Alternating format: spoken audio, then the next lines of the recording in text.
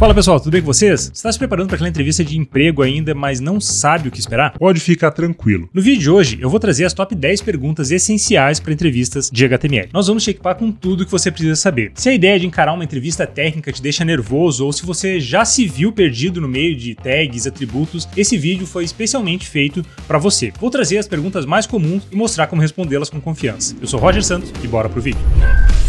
O que é o HTML e qual é a sua função? HTML ou Hypertext Markup Language é a linguagem de marcação utilizada para construir as estruturas básicas de uma página da web. Sua principal função é organizar o conteúdo como textos, imagens e links de uma forma que os navegadores possam exibir essas páginas aos usuários. O HTML ele é fundamental para determinar como diferentes elementos são apresentados e interagem na página, servindo como uma base para a criação de sites funcionais e visualmente atraentes. E vale lembrar que sozinho o HTML ele é limitado, e para ter páginas realmente atraentes e interativas nós dependemos também do CSS e do JavaScript. Como você descreveria a estrutura básica de um documento HTML? Um documento HTML ele inicia com a tag doctype HTML, que indica que ele é HTML5. Segue com a tag HTML, que engloba tudo. Dentro há duas seções principais, o head e o body. O head eles contêm elementos que não são visíveis na página, como o title, que define o título da aba navegador, pode incluir links para CSS, JavaScript e metadados. Já o body ele contém todo o conteúdo visível, como textos, imagens, links, usando tags específicas para estruturar esse conteúdo, como um header para você estruturar um cabeçalho, o footer para você fazer um rodapé, o nave para links de navegação e session ou article para organizar conteúdo principal. Essa estrutura ajuda a manter as páginas web organizadas e acessíveis.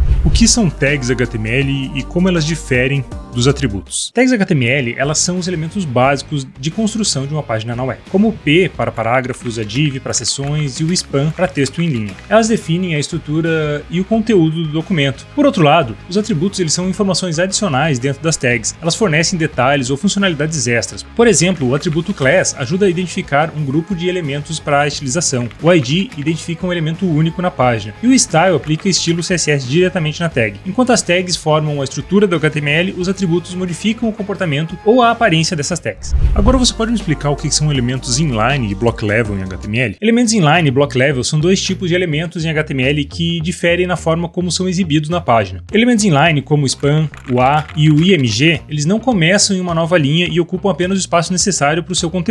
Eles aparecem dentro de outros elementos e não afetam o fluxo da linha. Por outro lado, os elementos block level, como a div, o P e o H1, sempre começam em uma nova linha e estendem-se pela largura total disponível, criando um bloco na página. Eles são usados para estruturar grandes seções de conteúdo e podem conter outros elementos inline ou block level dentro deles. E também vale ressaltar que podemos modificar esse tipo desses elementos via CSS, fazendo com que um inline vire um block level e vice-versa. Como você faz para incorporar CSS e JavaScript dentro de uma página HTML? Para incorporar CSS e JavaScript em uma página HTML, utilizamos diferentes métodos. Para CSS, utiliza-se a tag link para referenciar um arquivo CSS externo no cabeçalho do HTML, como link, rel da relação, do relationship, style sheet, dizendo que ele é uma folha de estilos, e o href, onde nós passamos o local, o caminho onde está esse arquivo .css. Isso mantém o CSS separado do HTML, facilitando a manutenção. Para CSS interno, usamos a tag style no cabeçalho, onde o CSS é escrito diretamente dentro do documento HTML. Para JavaScript interno, essa tag é colocada geralmente no final do corpo do documento HTML, com o código JS escrito entre as tags script. Para referenciar um arquivo JS externo, nós usamos o script, o src, do source, para dizer qual que é o caminho desse arquivo JavaScript. Abrimos e fechamos essa tag, que também é colocado geralmente no final do corpo do documento para não bloquear o carregamento da página. Antes de continuar, eu quero te lembrar que esse vídeo cobre apenas perguntas de HTML, e para uma vaga de desenvolvimento web você vai precisar saber muito mais do que isso. Então, para as perguntas mais comuns de outras tecnologias, como CSS, JavaScript, Git e algoritmos, já se inscreve no canal que nós estamos cobrindo todas elas numa série de vídeos.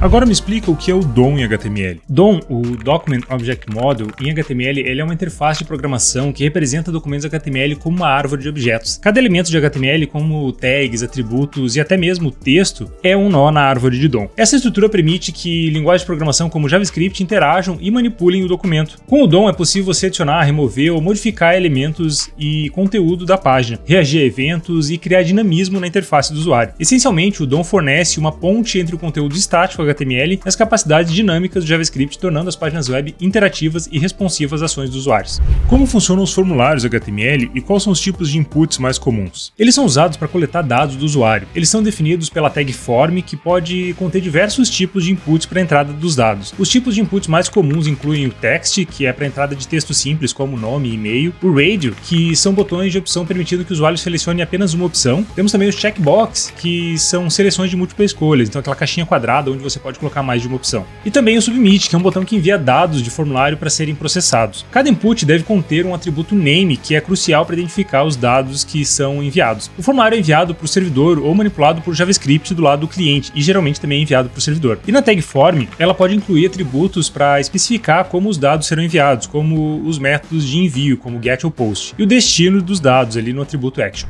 Você conhece o HTML semântico? Se sim, por que ele é importante? O HTML semântico refere-se ao uso de tags HTML que fornecem significado específico ao conteúdo da página, ao invés de apenas definir sua aparência. Isso inclui tags como o article para artigos independentes, section para seções ou capítulos, o aside para conteúdo relacionado, mas não essencial, o header para os cabeçalhos, né, da página ou da seção, e o footer para os rodapés. A importância do HTML semântico reside principalmente na acessibilidade e no SEO. Para acessibilidade, ele ajuda os leitores de tela e outras tecnologias assistivas a entender a estrutura do conteúdo da página, tornando a web mais acessível para pessoas com deficiências visuais ou outras deficiências. Do ponto de vista do SEO, o HTML semântico melhora a compreensão do conteúdo para o mecanismo de busca, potencialmente melhorando o ranqueamento das páginas em resultados de pesquisa. Portanto, o uso do HTML semântico beneficia tanto os usuários quanto a visibilidade do seu site.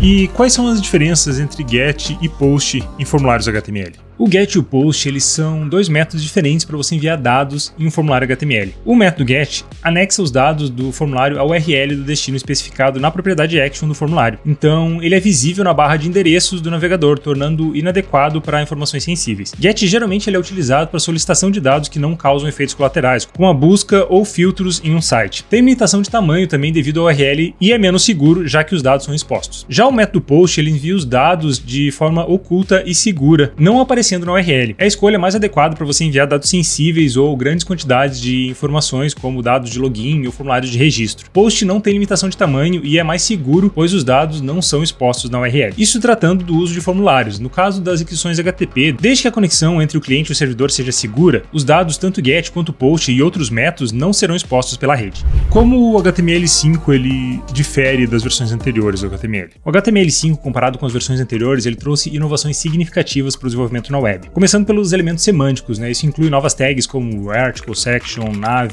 header, footer e outras, melhorando a estrutura e acessibilidade das páginas. Nós temos também as mídias integradas, que agora você pode incorporar, né, os vídeos e áudios diretamente na sua página sem a necessidade de plugins externos. Nós temos também o elemento Canvas, que permite desenho gráfico e animações diretamente com JavaScript. E também temos novos tipos de inputs para formulários, que adicionam tipos como date, e-mail, URL, entre outros, para facilitar o envio de dados. E também temos as APIs avançadas, que suportam funcionalidades como arrastar e soltar, armazenamento offline e geolocalização. Além disso, o HTML5 melhora a compatibilidade entre navegadores e a performance das páginas. Essas atualizações fazem do HTML5 uma plataforma bem mais robusta, aprimorando a experiência do usuário e a eficiência no desenvolvimento na web. Então lembre-se que cada entrevista é única e o nível das perguntas vão depender do entrevistador e também das suas respostas. Então o objetivo é você manter as suas respostas claras, objetivas e fundamentadas no conteúdo. Não tente enrolar o entrevistador porque ele vai sacar. Então se você não souber uma pergunta, diga não sei. E não se limite apenas ao que discutimos aqui, tá? Continue explorando e estudando para expandir o seu conhecimento em HTML e outras linguagens e tecnologias da web. Se você teve alguma dificuldade de responder essas perguntas que eu trouxe nesse vídeo, ou está buscando aí se aprofundar ainda mais os seus conhecimentos em HTML, confira o nosso curso gratuito de HTML5 que está disponível aqui na descrição desse vídeo.